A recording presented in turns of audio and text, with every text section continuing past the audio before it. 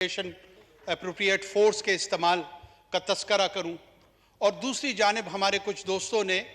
Narrative کے حوالے سے بھی اس پہ بات کی، تو اس پہ بھی کوشش کروں گا چند جملے عرض کرنے کی۔ جناب چیئرمین،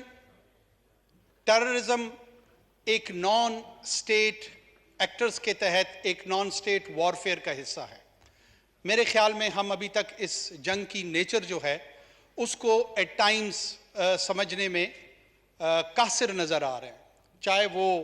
پارلیمان کی جانب سے ہے، چاہے وہ سول سوسائٹی کی جانب سے ہے، چاہے وہ میڈیا کی جانب سے ہے، یا ایٹ ٹائمز وہ سیکیورٹی فورسز جو کہ آن گراؤنڈ اس کو کنفرنٹ کر رہی ہیں ان کی جانب سے ہے۔ یہ آن سلاٹ ہم پہ ڈومیسٹک فرنٹ سے انلیش ہوا ہے۔ جناب چیئرمین، ہندوستان ہم پہ حملہ آور نہیں ہوا، چائنا ہم پہ حملہ آور نہیں ہوا، افغانستان کی ریاست ہم پہ حملہ آور نہیں ہوئی، ایران کی ریاست ہم پہ حملہ آور نہیں ہوئی، نہ یورپین یونین نے برسلز میں ڈیسائیڈ کر کے میزائلز ہم پہ فائر کیے۔ یہ ہماری اپنی پاپولیشن کے سکیوڈ ویوز رکھنے والے چند عناصر ہیں جو نان سٹیٹ ایکٹرز کی صورت میں ہم پہ حملہ آور ہوئے، اور ہمارا رسپانس میکانزم جس کو ہم ریاست، یہ لفظ بار بار تواتر کے ساتھ ہم استعمال کرتے ہیں، بنیادی طور پہ ریاست کیا ہے؟ یہ اجماع ان افراد کا ہے جنہوں نے چند اداروں کے اختیار اور اقدار کو اپنے ہاتھ میں لیا ہوا ہے اور اس کو لیجٹمیسی حاصل ہے۔ اسی لیے قتل میں اور کیپٹل پنشمنٹ میں فرق رکھا گیا ہے، تفریق رکھی گئی ہے۔ جو کیپٹل پنشمنٹ ہے وہ ریاست کے بہاف پہ ایک ڈیو پروسیس کے تحت اس کو ایگزیکیوٹ کیا جاتا ہے، اور جو انڈیویجول اسی فزیکل ایکشن سے اگر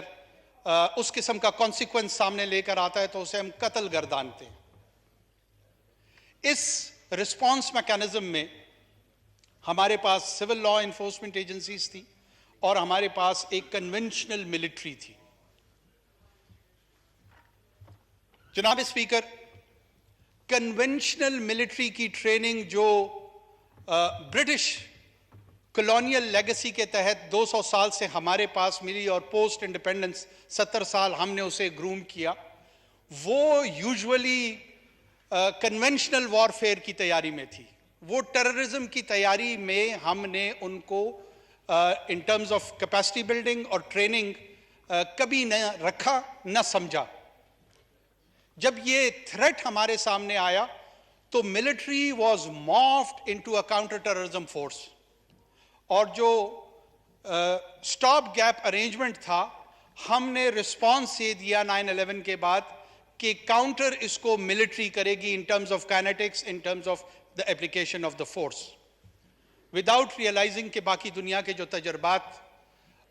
ٹیررزم کے ساتھ ہیں، نان سٹیٹ وارفیئر کے ساتھ ہے، وہاں پہ formal counter terrorism force establish ہوئی ہیں۔ اس میں چونکہ ایک چیکرڈ ہسٹری ہے، پولیٹیکل ہسٹری ہے ہمارے ہاں، 3 مرتبہ ڈائریکٹ ملٹری رول رہا ہے اس ملک میں، اس لیے پولیٹیکل کلاس کا ویزاوی پاکستان کی سیکیورٹی اسٹیبلشمنٹ ایک مخصوص ویو جو کہ ایٹ ٹائمز ٹھیک بھی ہوتا ہے اور ایٹ ٹائمز اتنا درست نہیں بھی ہوتا، لیکن ایک کانٹیسٹنگ پوزیشن میں ضرور ہے۔ جب بھی ٹیررزم کی بات آتی ہے، جب بھی اس نقطے پہ گفتگو ہوتی ہے، مجھے ایز اے سٹیزن ایسے فیل ہوتا ہے کہ اگر ان کی کامیابی سیکیورٹی فورسز کی ہوتی ہے تو اپریسیشن جو مورال بوسٹر کی ضرورت ہوتی ہے وہ شاید اتنی نہیں ہوتی، اور ہم ایک دوسرے کے دھاک میں بیٹھے ہوتے ہیں جیسے دشمن کے صفوں میں ہوں،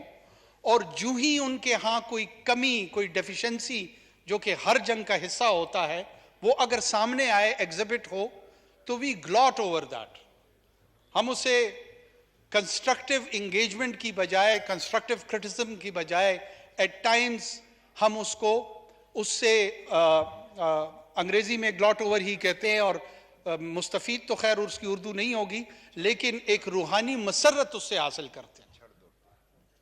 یہ روحانی مسرت ہمیں مسئلے کے حل کی طرف نہیں لے جا رہی، یہ وقتی طور پہ باعث اطمینان تو ہو سکتا ہے، باعث حل نہیں ہے۔ جناب چیئرمین، اس فورم پہ ان کیمرہ سیشن کی بھی بات کچھ دوستوں نے، ہمارے سینئرز نے رکھی، ضرور ہونی چاہیے، تمام لوگوں کو بلانا چاہیے، لیکن یہ پریکٹس بھی کوئی نوویلٹی نہیں رکھتی ہے، یہ کوئی انوکھی بات نہیں ہے۔ یہ ماضی میں ان 2 دہائیوں میں کئی مرتبہ اس ایوان کے سامنے، اس معزز ایوان کے سامنے اس طرح کی بریفنگز ہوئی ہیں۔ میری اپنی ناچیز رائے یہ ہے کہ انوویٹو انداز میں، امیجنیٹو اپلیکیشن کے تحت اب اوپن مائنڈ کے ساتھ اس گفتگو کو کرنے کا وقت آ گیا ہے۔ کیا ملٹری کاؤنٹر ٹیررزم فورس کے طور پہ ہم نے اس کو اپلائی کرنا ہے اور مزید اس کا استعمال کرنا ہے؟ ایسے دورانیے میں اگر کوئی ایکسٹرنل ملٹری ایڈونچر ہوتا ہے ہمارے ایسٹرن سائڈ سے یا کسی اور طرف سے، ایسٹرن سائڈ سے زیادہ اس کی پریزمپشن ہوتی ہے، تو ایسی صورتحال میں ہم کیا کریں گے؟ اس وقت جس ٹو فرنٹ ڈاکٹرائن سے ہم ڈرتے ہیں، کہیں ایسا نہ ہو کہ ہمارا ڈومیسٹک فرنٹ ہی سیکنڈ فرنٹ ثابت نہ ہو۔ میں اس کی سینسٹیوٹی کو مد نظر رکھتے ہوئے اس کو بہت زیادہ مفصل انداز میں بات نہیں کرنا چاہ رہا، لیکن اتنا اشارہ ضرور دوں گا کہ اس پہ کنسٹرکٹیو ڈیبیٹ کی اور کنسٹرکٹیو ڈائلاگ کی اشد ضرورت ہے۔ دوسری جانب جو دوسرا امپورٹنٹ نوانس میں سمجھتا ہوں یا شیڈ سمجھتا ہوں، وہ نیریٹو کے حوالے سے ہے۔ ہمارے کچھ دوستوں نے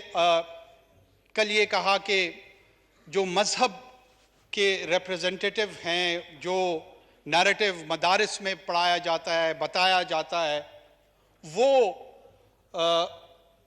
ریڈیکلائزیشن اور ایکسٹریمزم کو کاؤنٹر کرنے کے لیے شاید کافی نہیں ہے۔ جناب speaker, we need to delve in, ہمیں ڈگنگ کرنی پڑے گی اور اس مسئلے کی جو ڈائسیکشن ہے وہ آبجیکٹیولی کرنی پڑے گی۔ آپ کی توجہ چاہتا ہوں جناب اسپیکر۔ نیریٹو جتنا ایٹ لیسٹ ٹیررزم ہمارے ہاں یا وائلنس کو ہم فیس کر رہے ہیں، یہ ملٹی فیسڈ وائلنس ہے۔ میرے صوبے میں ایتھنک انسپائرڈ وائلنس موجود ہے، جس میں کسی ایک مخصوص قوم کو بنیاد بنا کر اس کی بنیاد پہ ایک مسلح تحریک اور جدوجہد کی جاتی ہے، اور باقی ماندہ پاکستان میں مذہب کی بنیاد پہ وائلنس کو پرپیٹریٹ کیا جاتا ہے۔ میں دونوں کی کاؤنٹر نیریٹو پہ ضرور بات کرنا چاہوں گا۔ یہ حقیقت اپنی جگہ پر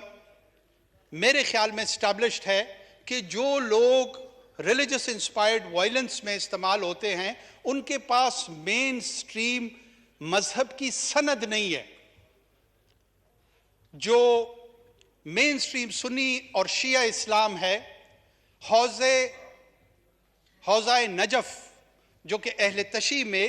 روحانی طور پر سب سے سپیریئر اسپریچول سٹیٹس رکھتا ہے۔ آیت اللہ سیستانی ایک حجت الاسلام، ایک بہت بڑا روحانی نام اور شخصیت اہل تشیع کے ہاں، اور ان کا جو میں سمجھتا ہوں احترام ہے، وہ اہل سنت کے ہاں بھی بہت زیادہ ہے۔ کہیں پر خراج یا خارجیوں کی یا اس ریڈیکلائزیشن کی سند یا فتویٰ یا لیگل اوپینین ان کی جانب سے نہیں آئی۔ اہل سنت میں چاہے اہل دیوبند ہوں، چاہے اہل بریلی ہوں،